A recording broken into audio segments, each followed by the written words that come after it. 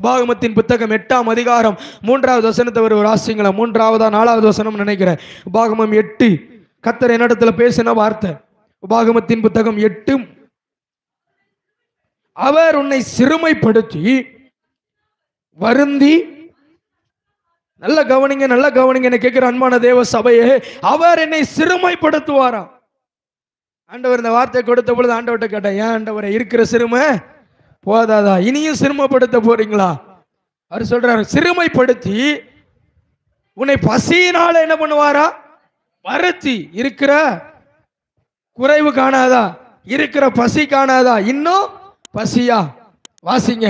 அவர் அப்பத்தினால் மாத்திரமல்ல பிழைப்பான் என்பதை உனக்கு உணர்த்தும்படி. நல்லா கவனிங்க, இதுக்கு அடுத்த வாக்கியம் தான் தேவன் என்கிட்ட பேசின ஒரு வார்த்தை.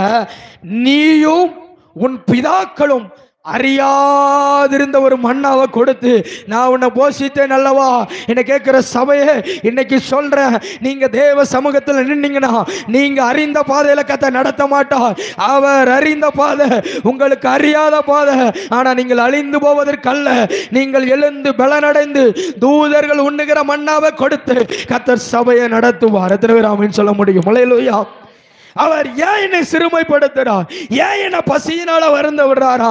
அவர் இதுவரைக்கும் நான் போற பாதை ஏன் பாதை, நான் போன பாதை, எனக்கு முன்னாடி இதுல நான் எப்படி நடந்து போயிருவேன்னு நான் தைரியமா நடந்த பாதை. ஆனா கர்த்தர் சொல்றாரு, நான் உன்னை அறியாத பாதையில நடத்த போறேன்.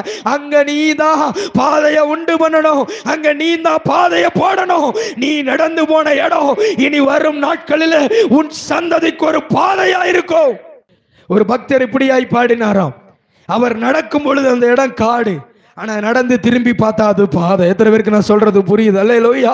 நீங்க நடக்கும் பொழுது அந்த பாதை காடாதான் இருக்கும், ஆனா நீங்க நடந்து போன பாதையில உங்கள் தலைமுறைகள் உங்கள் சந்ததி நடக்கும் பொழுது அது ஒரு பாதையாய் கர்த்தர் உண்டு பண்ணணும்னா நீங்க முதலாவது நிற்க வேண்டிய இடத்துல சரியாய் நின்று, நீங்கள் தேவ சமூகத்துல அர்ப்பணிக்க வேண்டிய இடத்துல சரியாய் அர்ப்பணித்து வாக்குத்தத்தத்தை சுதந்தரித்து அவர் திட்டத்துல நின்னா ஆயத்தப்பட்டா, நான் சொல்றேங்க, அறியாத பாதையில கர்த்தர் நம்ம சந்ததியை நடத்துவார். அல்லேலூயா. அவர் சொன்னதை நிறைவேற்றும் வரைக்கும் யாக்கோபை கைவிடல, அவர் சொன்னதை நிறைவேறுகிற வரைக்கும் யோசேப்பை கைவிடல, அவர் சொன்னதை நிறைவேறுகிற வரைக்கும் பேதுருவை கைவிடல. கர்த்தர் நடத்தினது போல இன்னைக்கு சபையை நடத்த ஆயத்தமாகிறார். சபையே, அவர் உங்களை நடத்த ஆயத்தமாகி விட்டார். நீங்கள் அவரோடு கூட நடக்க ஆயத்தப்படுங்கள்.